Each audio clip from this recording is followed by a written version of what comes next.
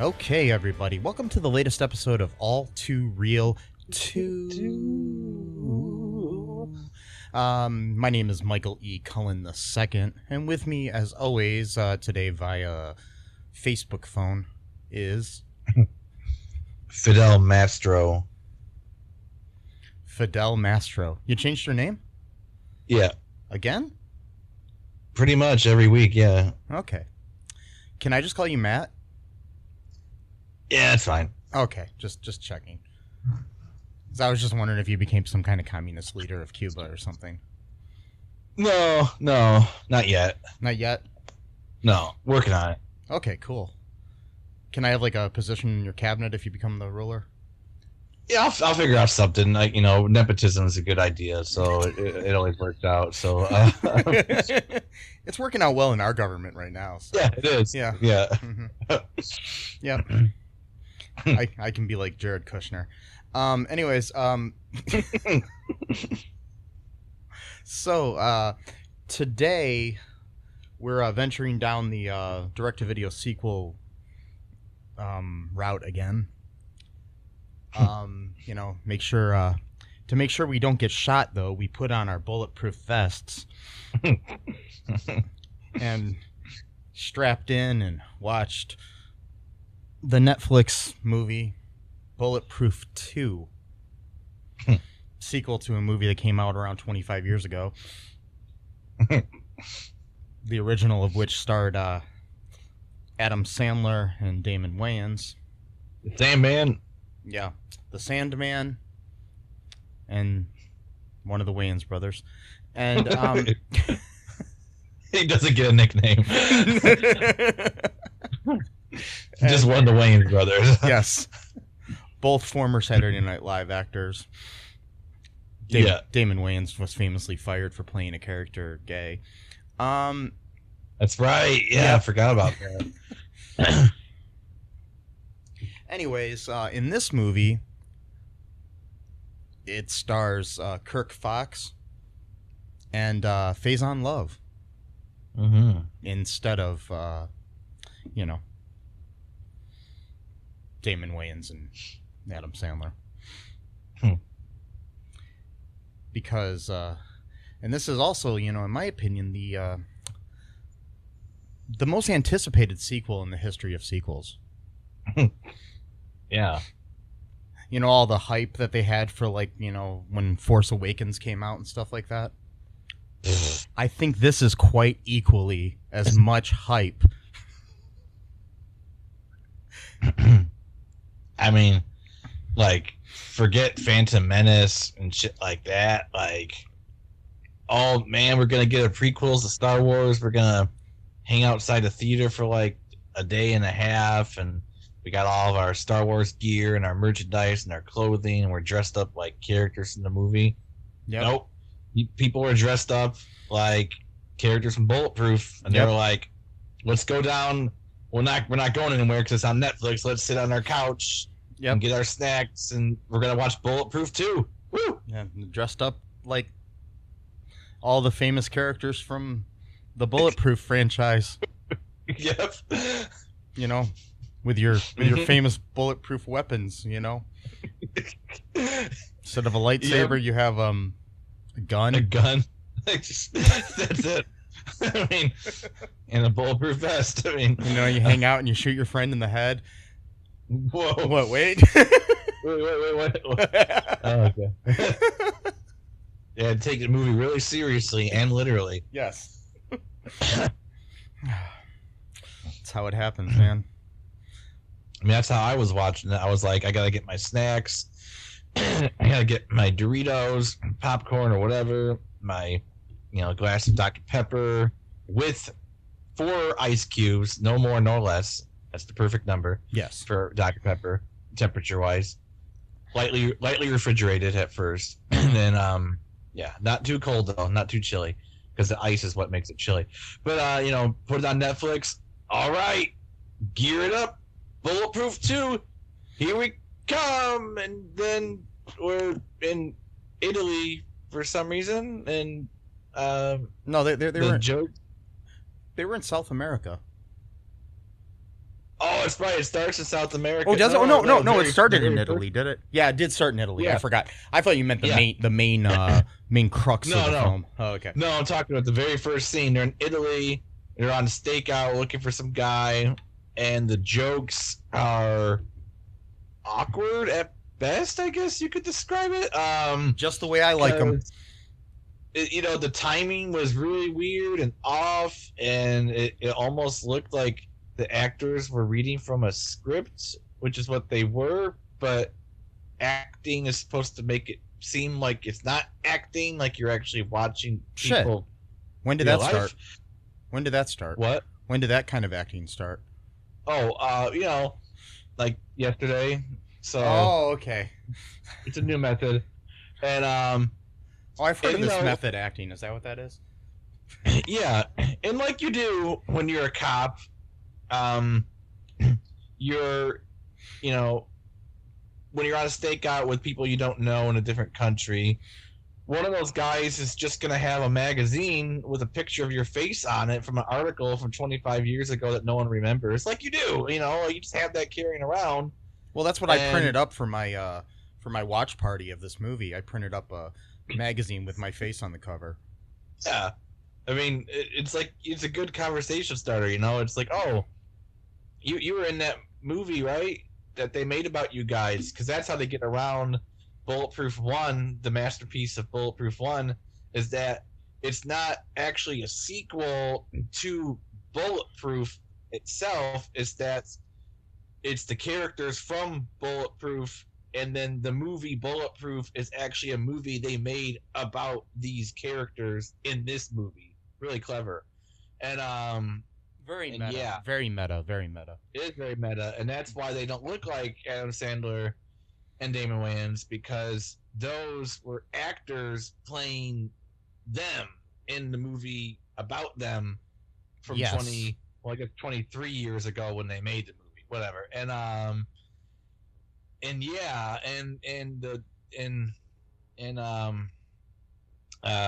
What's his name? Faizon Love's character, I forgot his name, it's Jack or something like. They changed his name too, which is interesting. Oh no, they didn't. It's Jack Carter. Okay. In the original, he had an undercover name at one point, and then Oh, okay. Yeah. All right. Yeah, I didn't do enough research and watch the original, to do this podcast. I actually watched half of the original after I watched this one. I found it on Peacock.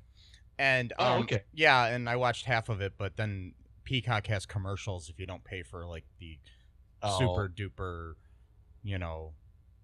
feathered edition. And no, that's not what it's called, but it should be. Anyways, the that version I had commercials, and I was just getting tired of the commercials interrupting me, so I stopped.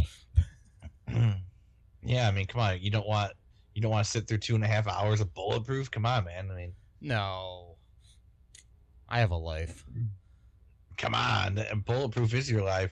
So anyway, that's how the beginning starts. They get into this back and forth, and Faizon Love is trying so hard to carry this scene by himself, and it really shows, because the other two guys are just, I don't know, they just got picked off from like extras, thing or whatever, because they didn't really seem like they knew how to act. And I think they were in the crowd of a taping at Universal Studios of the TV show Extra, and that's where they found them.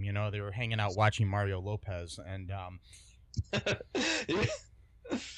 yeah, that's my guess. So That's what it felt like. Like she's trying to carry this whole scene with them, and they go meet the dude that they're gonna try to catch, and some weird back and forth goes on with sarcasm. It does not land well at all, and then it goes on for way too long. Like, okay, we get it. This guy's cocky. We don't need a 5-minute scene of him being cocky. 30 seconds will suffice. Anyway, so he drops his gun, and he's gonna like draw his gun like they're gonna have a shootout, but he drops the gun and it shoots the guy in the foot. We don't see that though, because it's like freeze frames, and then it goes to him talking to his like police chief or whatever the guy's name is, whatever his title is. Yeah, Tony Todd's character.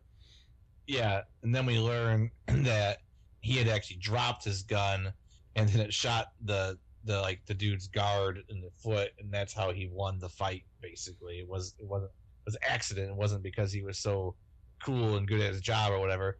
And we find out the reason why he dropped it is because he has a bullet lodged in his brain that has been progressively making his motor skills less, than it used to be, and that's kind of because he was shot in the head by Archie Moses in the first movie, which the events of which took place, but it was a movie based on those events. So, yeah. Yeah, so we got that. Yeah. That's the setup. That's like the beginning setup to the rest of this glorious movie. It was such a glorious movie. So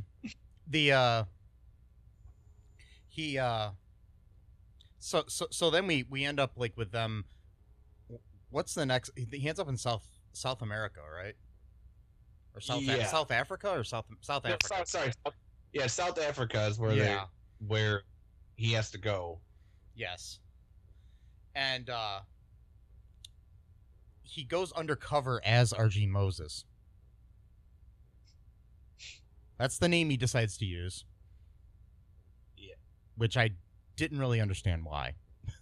It doesn't make any sense. Like, even with the police chief telling him, like, it doesn't make any sense, because the police chief told him, Moses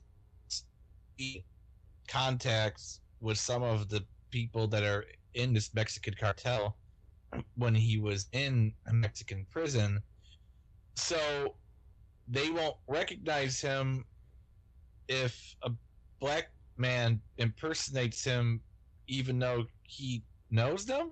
Wait, what? I was really confused by this. I don't like, you're a police chief. You're supposed to be able to detect things. Like, how does that not, like, whatever. Before we get any further in this, though, I just wanted to say that Don Michael Paul directed this, a guy with 3 first names. Oh, wow. He also was one of the co-writers of this movie with Rich Wilkes. Don Michael Paul is not new to our podcast. He also was the director of Kindergarten Cop 2.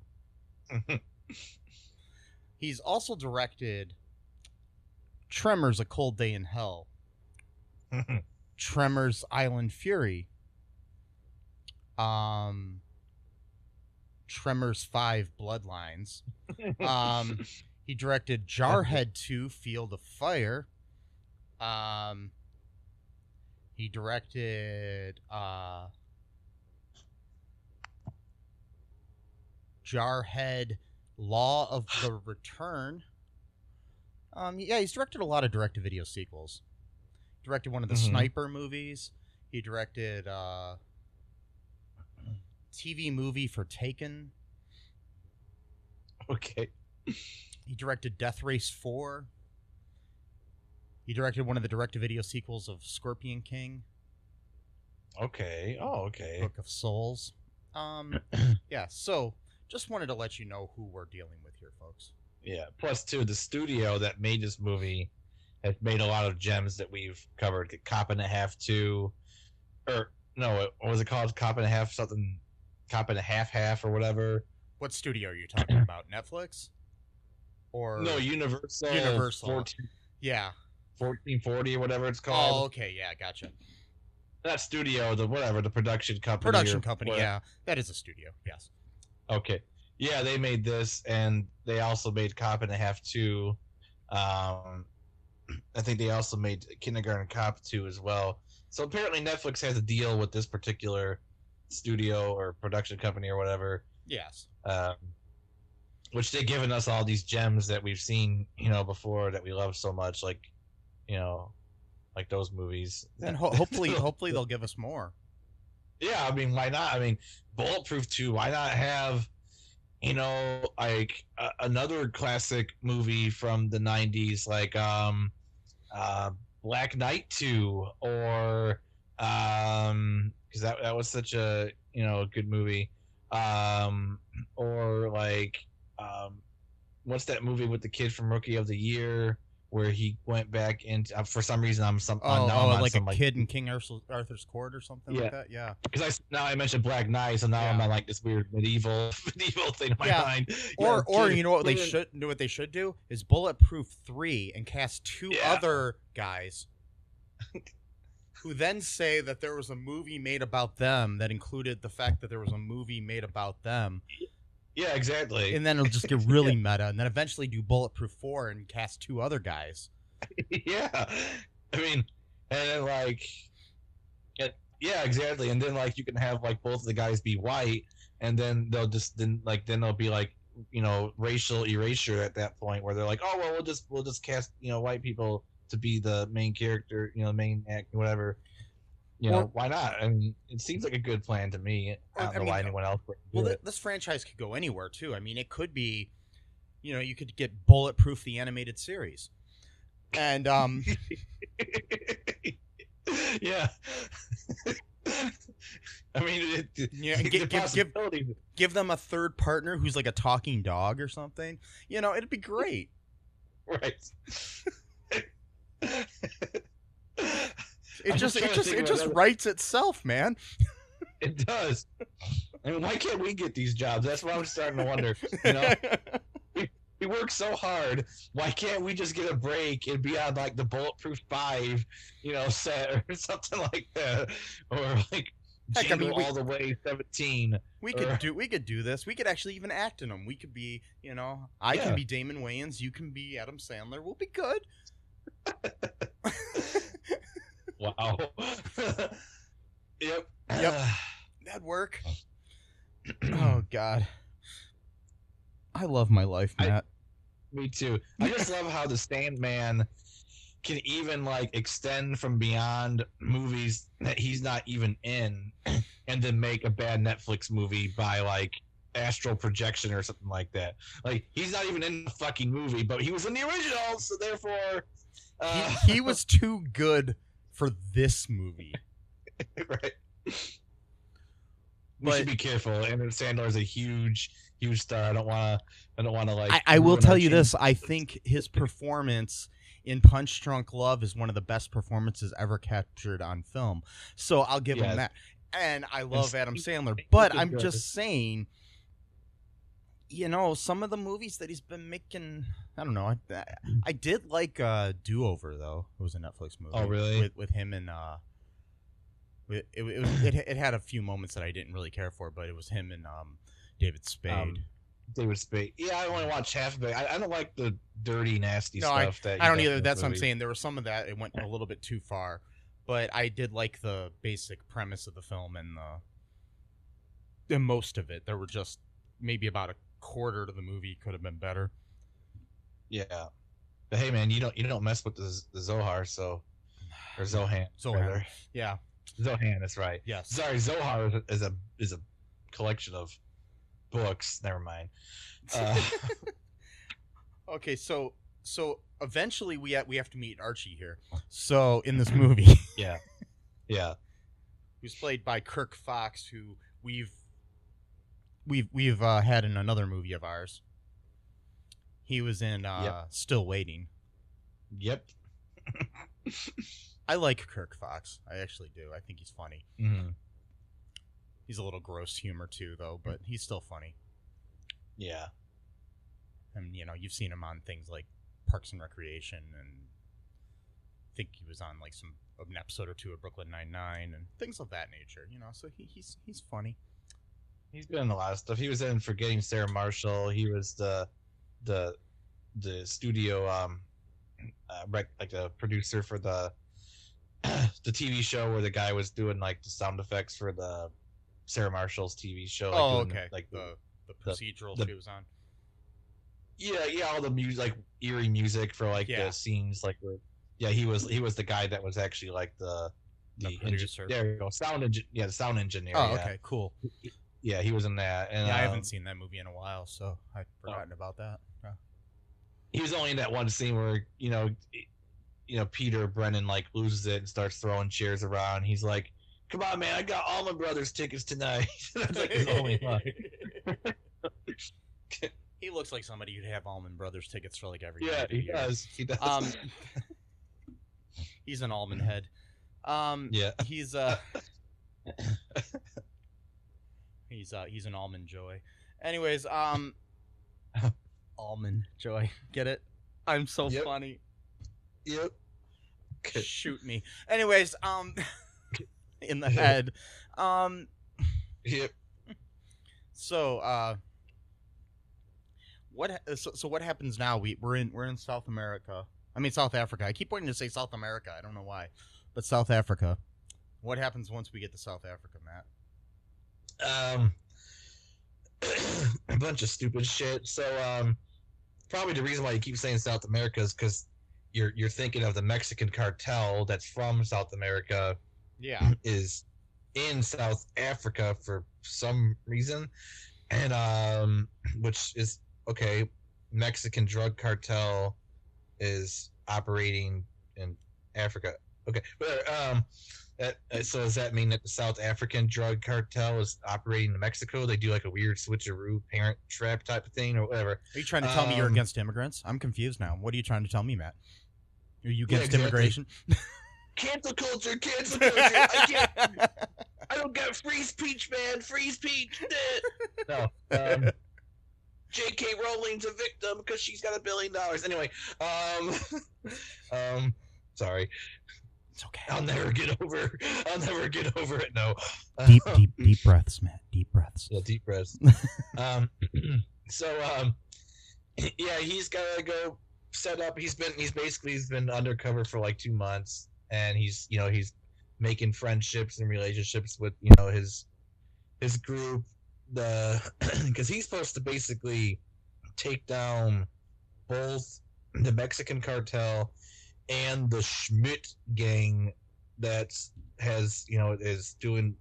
like coming up with some drug or like a new form of ecstasy, I guess, that's supposed to be, I guess, more powerful than regular ecstasy, which I never tried ecstasy. I don't do drugs, but like, do you really need it stronger than what it already is? Whatever. And I don't know what's beyond ecstasy. Yeah, exactly. I mean, what is just death at that point? Like, what? I mean, like, is it heaven? Yeah, I mean, what do you do once you've reached that? Whatever. And so he's again more awkward banter with the actors that Faizon Love is forced to deal with in this movie. And he's, just trying to carry, the scene by himself like he did in Italy. And, the Schmidt gang or whatever, the Mexicans and the Schmidt gang show up in their American muscle cars from the 1970s that they all seem to have for some reason. And, like every single one of them, which is interesting how they worked that out, but okay. And I guess they got drug money, so it makes sense. But why would they all like the same type of cars? But whatever. I guess drug dealers don't have individual taste, and they're trying to say that, oh, if you're in a drug cartel, that therefore means that you all like the same things. Prejudice. Come on. And every drug runner is a unique individual, and you gotta understand that diversity of their character and their likes and dislikes. I don't even know what I'm doing right now. But yeah, it's okay. It's okay. I was doing a bit. I just ran away with it. But anyway, so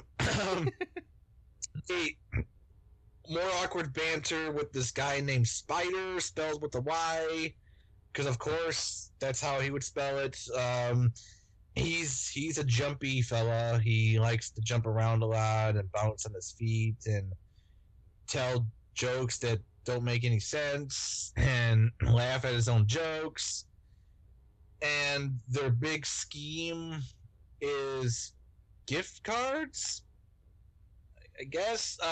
Yeah, they're like adding money to gift cards from people's bank accounts or something, and yeah, I guess that's what. Yeah, I didn't really understand that. I didn't either.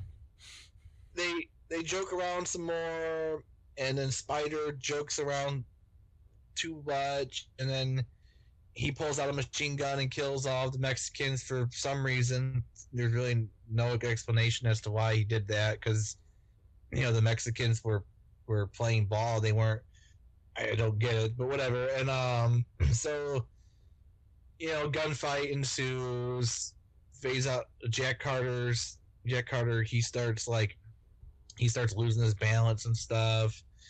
And one of the guys is about to shoot him in the head, and then for some reason they do it in slow motion, and it just lasts like a really long time. And then Spider kills that guy.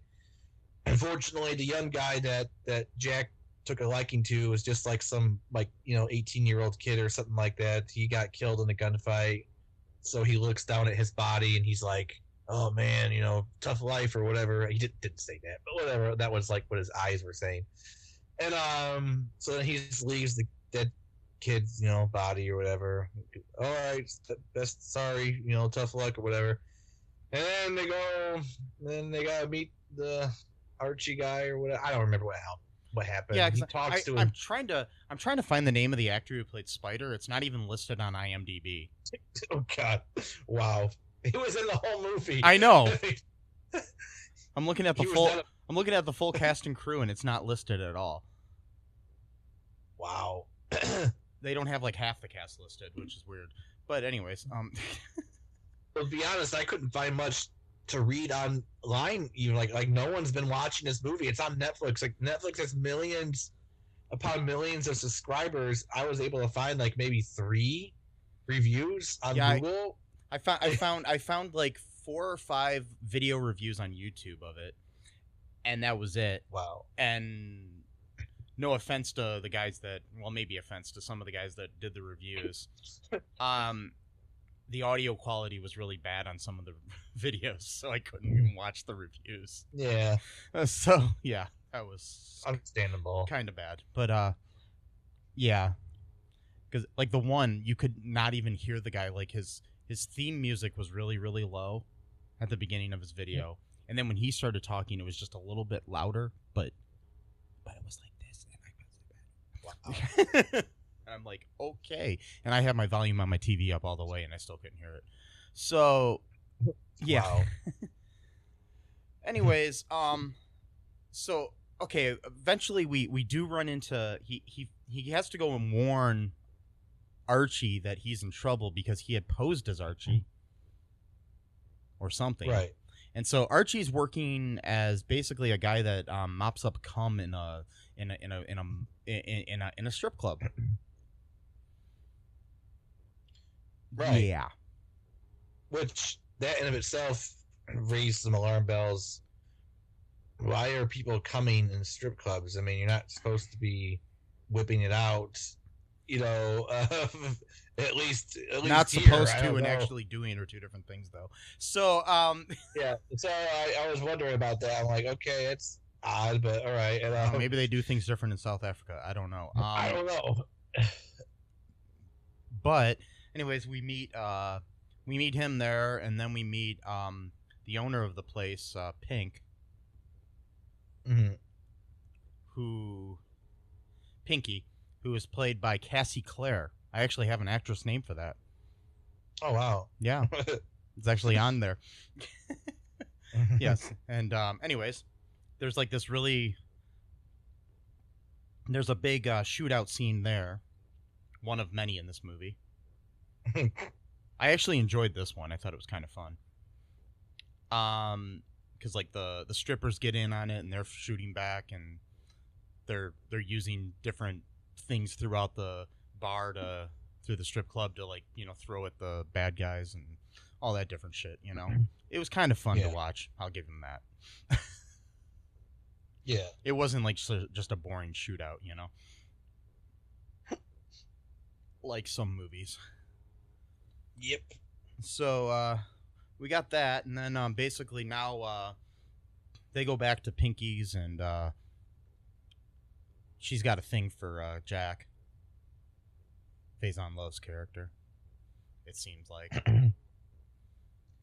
she's got a little crush on the big bear guy or whatever. Yeah, I think so. Plus, too, I always love the fact that they have this weird ongoing joke where she asks him if he's a home owner, and he says, "I rent," but she's asking him if he's a homosexual. So I don't know, like, is that a joke that people understand? Like I don't know. Like, I've never heard this before in anything else in my life. My understanding is, like, when you have like a joke in a movie, like, the audience is supposed to understand what that joke means, not just the characters themselves in the movie. You're missing the new modern way of telling jokes. It's where nobody understands them except for the one person telling them. That's like really funny. You know what I mean? Like popcorn is awesome. You know what that means, right? No, I don't actually know. I'm not going to tell you, but man, it's hilarious. But yeah, I guess I mean, if this movie is meta in the sense that it's, they reference the first movie as a movie made about them, so why not make it more meta by having inside jokes within the movie itself that the audience doesn't understand, but it makes sense to the characters in the movie. So I mean, in all honesty, maybe it is something that I've just never heard this as a joke. If it is, email me at mike@cullenpark.com. I'd appreciate any kind of email, honestly. I'm just lonely. So, send me an email at mike@cullenpark.com. Tell me if you like the show. Tell me if you hate the show. Tell me what's going on in your life, Tell me anything. Seriously. Anything. Seriously, this world is boring, man. I mean, it's scary. The world isn't boring. It's really just scary. And just tell me something positive. Don't, message me and tell me. Now I'm going to get people telling me stuff that's bad. Just don't tell me about all your problems in your life or anything. I'm not a psychiatrist. I can't help you. Just to let you know. Yeah. But if you do need psychiatric help, please get it. It's important. Okay, anyways, and so are you. The more you know. Okay, so yeah, we finally have our two stars together. Now they're both gonna pose as people and go like Archie poses as somebody else while Jack is posing as Archie, and they go to this family gang, which is led by an over-sexualized mother. Older mother that, like, in a probably bigger budget movie of this kind would be played by, like, Helen Mirren or something. And that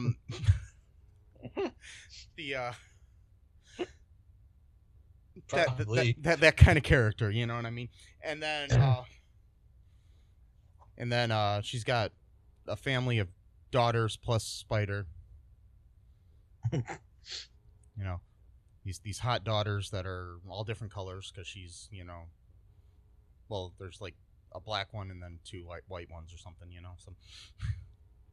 because she's had sex with different men or something and killed them or something, and I don't know, I'm not really sure. But anyways, they're trying to figure this out. Yeah, she implied that she killed them. They're trying to figure all this stuff out, and the one girl is basically trying to sleep with Jack, with Faizon Love's character. Yeah.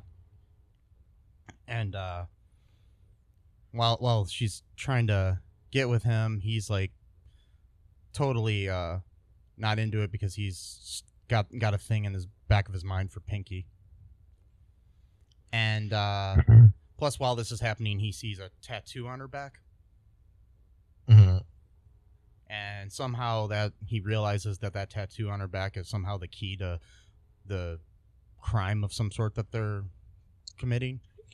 Yeah, it's like bizarre. Like, I don't know how he figured that out, but somehow. Also, too, he can't have sex because doctor told him that he basically has to live like a almost sedentary lifestyle. Like, or he might die.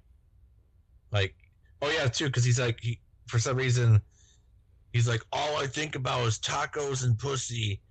And he's like, oh, absolutely no tacos and no pussy. So I'm not sure why tacos would be bad for the bullet in his brain. I mean, maybe just for his overall health, because he does seem like he's overweight. But I don't understand how that has anything to do with his brain injury. No. Like, tacos. Like, hamburgers are fine, but not tacos. Don't do tacos. No. I don't get it. Maybe it just meant, like, bad food in general, but he just kind of just left it at tacos.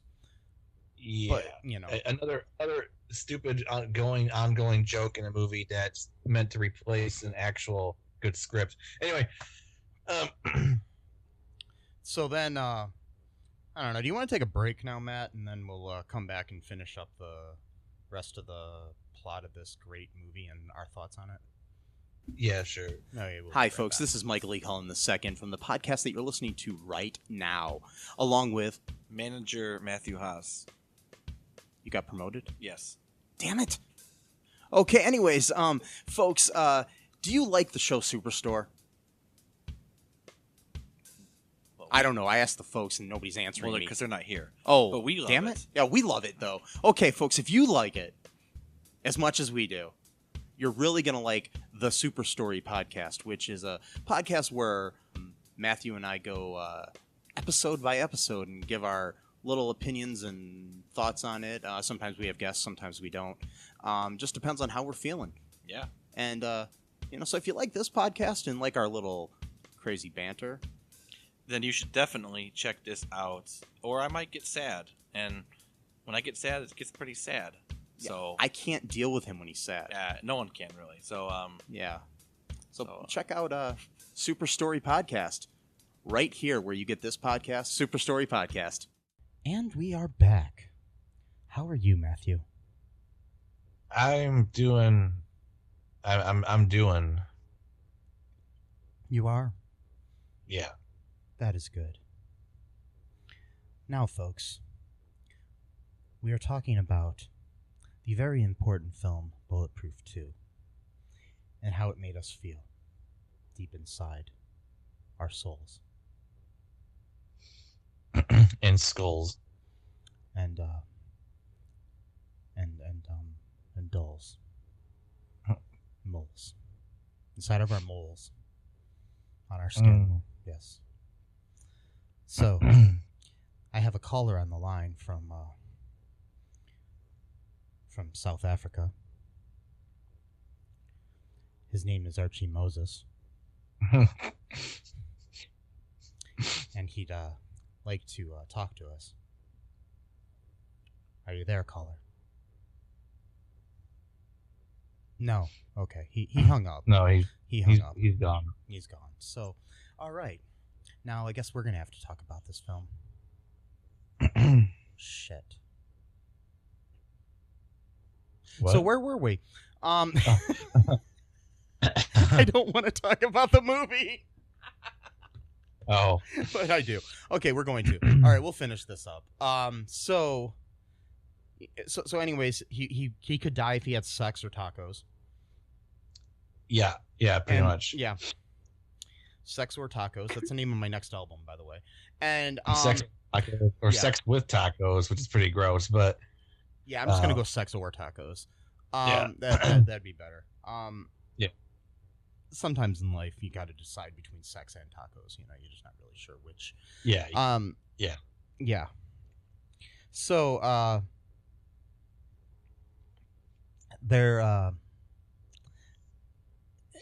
he can't have sex with her. So then they end up finding out somehow the next morning.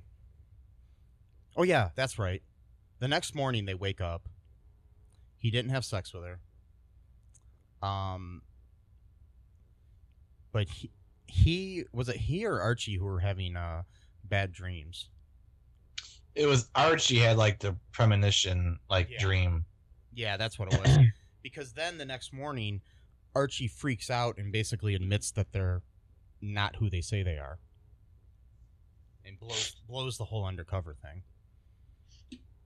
Yeah, he has a panic attack because they said something like you're no longer useful, and he automatically assumed that they were going to kill them. Yeah, and so then he freaks out and lets them know that Jack's a cop. And then he's kind of hoping that they'll spare him because he's not a cop. Because that's totally how that works. And yeah. So then they have to try to hurry up and get all the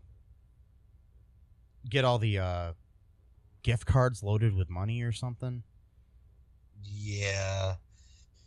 Like $250,000 each or something like that. Or... Yeah, they're trying to put millions of dollars on these.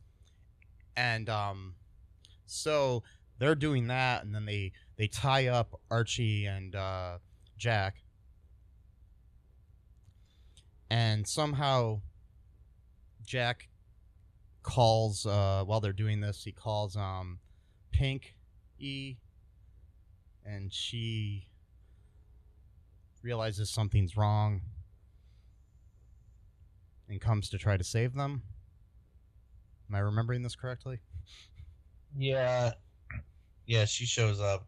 Well, it's because she was on the line on the phone or something. She heard what was going on, I guess, or something. Yeah, she overheard all them threatening Archie and Jack, and so she comes to save them. Yeah. And they're tied up in like some kind of barn or something. Yeah, Spider was going to torture them, I guess, for information or whatever. Don't know exactly why, but... And then we have your stereotypical trying to escape scenes. You know, the scenes where you're tied up and then you try to escape. Yeah, you know, like you do in every movie like this. You know, it's always, let's distract the guy, or let's do this, or blah, blah, blah. And then they distract the guy by, for some reason, Jack, his signature move is headbutting people, even after the injury he sustained 23 years ago. You think that maybe at some point he would like learn a different fighting technique, but no, he's been doing that, I guess, for the past 23 years. I don't know. And then yeah, you think you'd have like that CTE that football players have or something. But, yeah. So he headbutts the one dude who's kind of like their bodyguard or whatever. He's actually a DEA agent himself, I think, who's like gone bad basically. So he kind of basically like gives like false tips to like, you know, the DEA or whatever on behalf of them, so that they can always, you know, go under the radar with all of their nefarious activities. Oh, I forgot. There was like a scene the night before where they made Archie shoot somebody. Oh, that's right. A cop. They told the cop to leave his apartment so that he wouldn't get killed, and they shot the building or whatever, the window with like a rocket so they launcher. thought he was dead. Yeah, but it's kind of sad that scene made no impact in the film at all. I didn't. I'm a 7 guy. I'm a 6 guy. That joke went on for like 8 minutes too. It was like, okay, we get it. Like, we get it. You're a 6 guy. Okay, like you don't need to keep saying it 500 times. 525,600 times. And like, this movie did not have to be as long as it was, because there was just so many repetition, like just repetitious stuff that didn't make any sense. I'm a 6 guy. And then like that goes on for like 10 minutes, and then finally I'm a 7 guy now. I guess I am a 7 guy. It's like, oh my god, who wrote this? Like, it's like, whatever. Yeah, I don't know. Where's this here? Oh. How long do you think the movie felt like it was? It felt like it was at least 2 hours long for me. Yeah, it was, at least. Yeah, it was 97 minutes. Yeah, okay. It felt much longer than that. Yeah. I just had to look it up because I wasn't sure. I was like, I swear I was watching that movie for like 3 hours. But yeah, I was it felt longer than like Return of the King or something. But I don't know. But anyways, so they get rescued sort of by Pinky. And then there's like this big car chase with sand dunes in the desert. With dune buggies in the sand dunes in the desert. Right. Yeah, I forgot about that. That was kind of pointless. Yeah. I mean, it was kind of cool to watch, but it was still just, it was like, okay, this really doesn't do anything for the movie. But, yeah. No. So, and don't they find their way back in the barn anyway after that? So what was the point of that? No, they found their way, it was under they were under some kind of viaduct or something. Oh, okay. Yeah. They, and then, there's a big thing and there's a shootout and all that stuff, and they end up saving they get the gift cards and all that shit, the MacGuffin of the film. And then the bad guys are taken care of and arrested, and some of them shot and all that good stuff. And then something happens and the bullet gets knocked a little loose or something inside of Jack's head. He's in the hospital. Archie's visiting him. Pinky's with him. Everybody lives happy. Archie stole some money and took off with a nice car and a hot chick. And then we have our credits roll. Yep. And somehow that lasted 97 minutes. Somehow, and then apparently there's actually a thing at the end of the credits that I didn't see. I read it in a review that at the very end of the credits they redo the scene from the first Bulletproof movie where Adam Sandler shoots him in the head, but it's not Adam Sandler. It's like a CGI version of it, or so, I don't know. And then now you almost got me curious to go watch it and find out, but not sure if I'm that curious. Yeah, I'm not either. I pretty much left as soon as the credit. I usually watch the credits all the way through, but I'm like, I'm gonna get something to drink, and I left it. Yeah, just rolling. I don't remember if I did. I probably stopped it and then started watching some old episodes of Once Upon a Time on Netflix, and which is my new obsession, folks. I need help. But yeah, so for me, it's Eurovision. The Eurovision song contest movie. I've probably watched that movie like 30 times in the past month. I'm not even joking. Like literally, I've seen that movie like a ridiculous amount of times. Wow. It's like become like a ritual type of thing now. So yeah, it's obsessive compulsions is cool. It's fun. It's well, I fall asleep every day watching Brooklyn Nine-Nine or Superstore. Yeah. So yeah. So that's a little bit of insight into my brain, folks. Yeah. Do you want to take another really quick break and then come back and talk about some like reviews of this movie? Sure. Okay, we'll be right back. Hey, folks, this is Michael E. Cullen II from the podcast that you're listening to right now, along with Matthew Haas. We just wanted to tell you about our great podcast called Super. It's called All Too Real. And on that show, what do we do, Matt?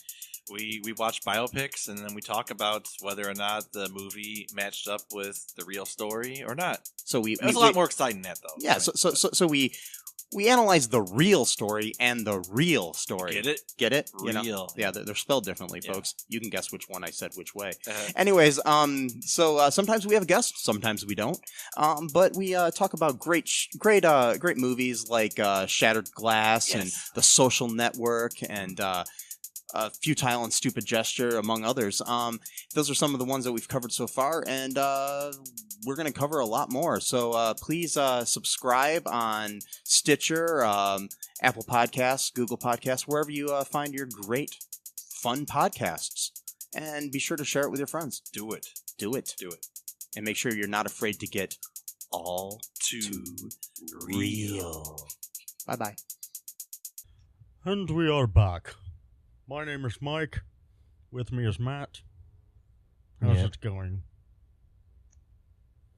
And it's all right. Now we're going to talk about some reviews from the Internet New Movie Database. Okay, I lost that voice. I'm done with it. Okay, anyways, so here's some reviews for this movie. Here's a review from Zathan32848. By the way, this movie came out in 2020, so it's really new. So, yeah, all these reviews are going to be really new, too. This was from January 7th of this year. Great fun. 8 out of 10. I was very skeptical before seeing this, but it is quite good, ellipses. The production is great. Special effects are great. The women are beautiful, ellipses. This movie is nothing like the first one, though, ellipses. This is very good, but also very different. The two main characters, which he spelled wrong, on the poster really does not make you want to watch this, but I promise you will not regret it. Yeah, he spelled characters like CARACHTERS. Character. I don't know. Anyways, okay, here's another. Okay, here's a 10 out of 10 really quick one from Ellis Black 17. This was from January 7th of 2020 as well. The Jack and Archie show is back. And better and badder than ever. Come on, this movie is smack you in the face funny. I loved it. Not for the woke out there, but if you can laugh and have a good time, this is for you. Keep them coming. Exclamation point, exclamation point, exclamation point. Gotta make it political. Not for you woke libtards out there.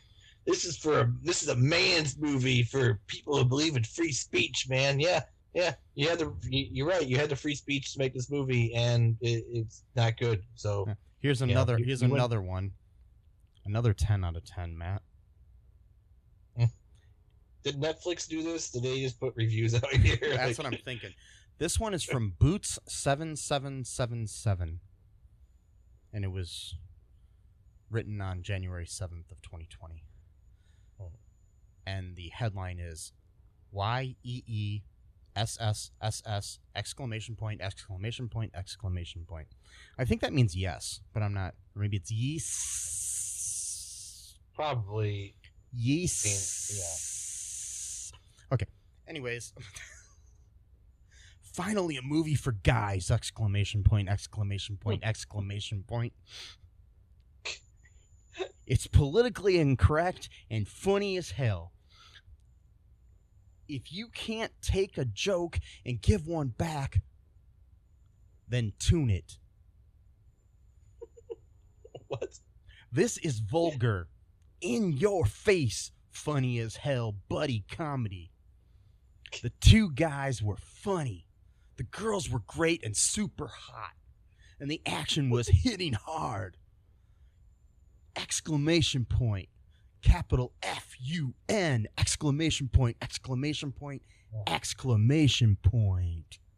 I could just smell like Natty's light beer and Axe body spray from that comment. Like it just like, and maybe a Monster Energy drink or two. Woohoo! Anyways, I mean, it's just like that, like such a stereotypical character right there. Like, yeah, man, movie for guys.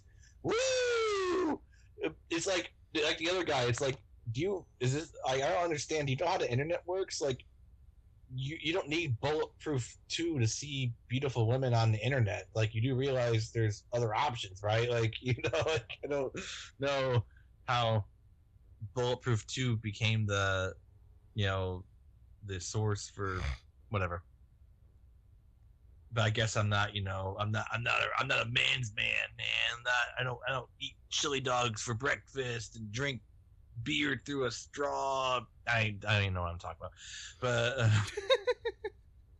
the little helmet thing. It's like, what I'm talking about, the beer goggle, whatever. Fuck it, what I'm talking about. I know what you mean. Yeah, and I don't, I don't, jerk off to Joe Rogan podcasts and and stuff, whatever. Ooh, gotta listen to my Alex Jones and my my Stefan Molyneux or whatever the fuck his name is. God, that guy is such a fucking idiot. Anyways, okay, here's another one. It's from Cranky Asian Man. That's the name, Cranky Asian Man. Okay. On March 10th of 2020, the headline is, "Watch Bulletproof 1 instead." I enjoyed the first Bulletproof. I did not care for the new main characters. Wayans and Sandler were far superior to the new characters bearing their names. I cannot buy Faizon Love as the real Jack Carter. Skip the sequel and watch the original. 3 out of 10. They still gave it 3. That's what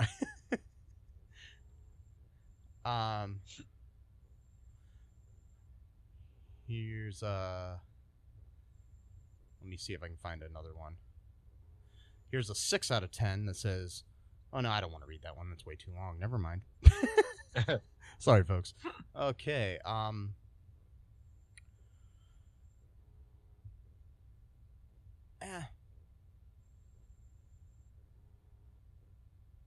This one is just really fast and kind of funny.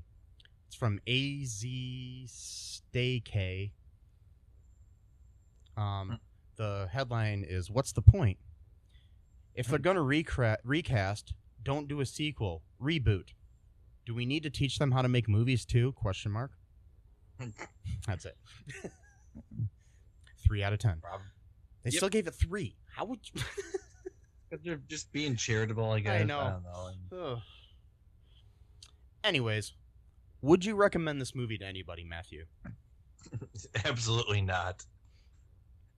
No one. Not usually even. I'll say. Not even your worst enemy. No, I usually I'll say something like, "Oh well, if you just want to hang out with some friends and joke with the movie." No, not even this, because this, like, some movies are so bad that they're funny, and it's fun to make fun of it. This is just one of those movies. It's just bad, and it's like I don't know. No offense, I know people worked on it hard, and they probably. I mean, I will tell you, I think the effects were good. It was actually shot really well. I think the cinematography was really done well. Mm-hmm. Some of the jokes landed okay. It's just a really lame, predictable script. Yeah. And I think, the casting was a little off, but I can't really blame Kirk Fox or Faizon Love for that. I like both of them as actors. And I think I'd recommend this movie to anybody who's in Kirk Fox or Faizon Love's family. Mm-hmm. So if you're in their families, you may enjoy this movie.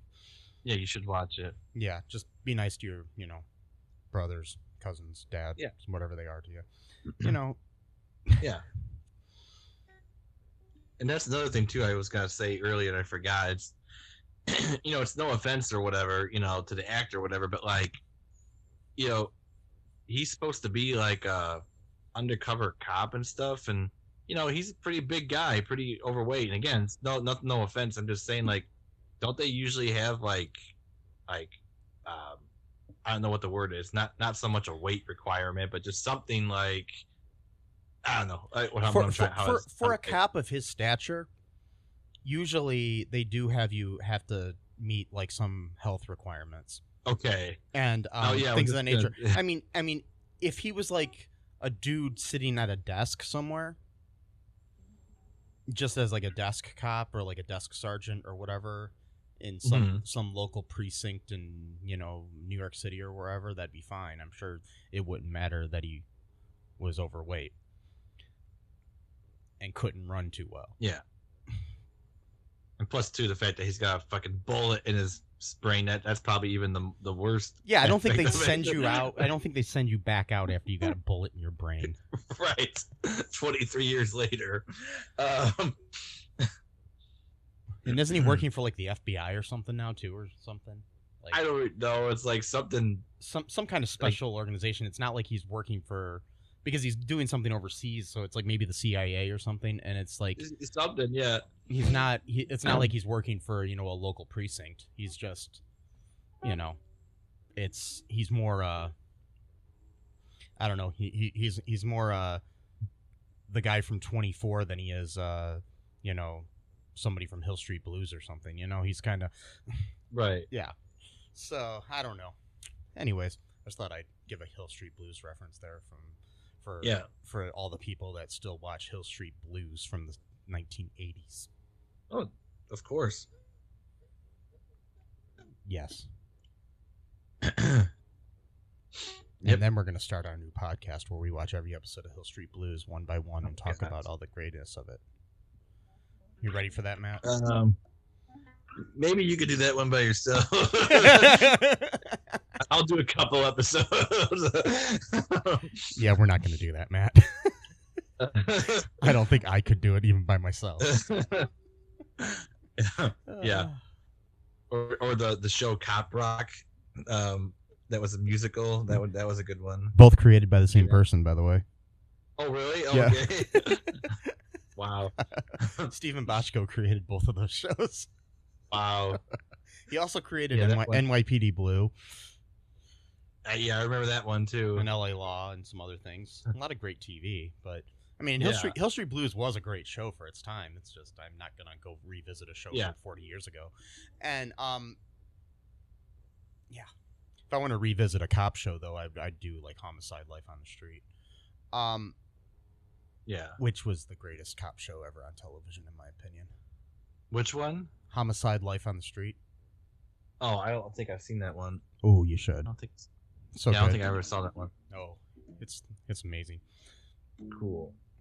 It's where the character of Munch came from. That Richard Belzer played. Yeah.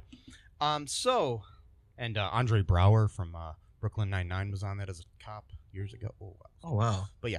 Anywho, we're rambling here. So, anything else before we head off into the sunset and take off our bulletproof vests? Maybe I'll just play a theme song that I wrote for Bulletproof 2 just right now. I'll play us out. Okay. All right.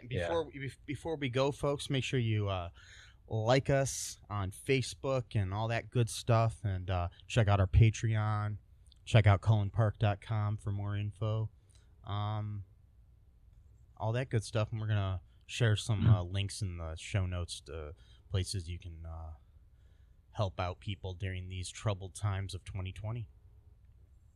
Yeah. And here's Matt with some soothing sounds of Bulletproof. Yeah, it's called Bulletproof 2/Tacos. Okay. Yeah. Oh.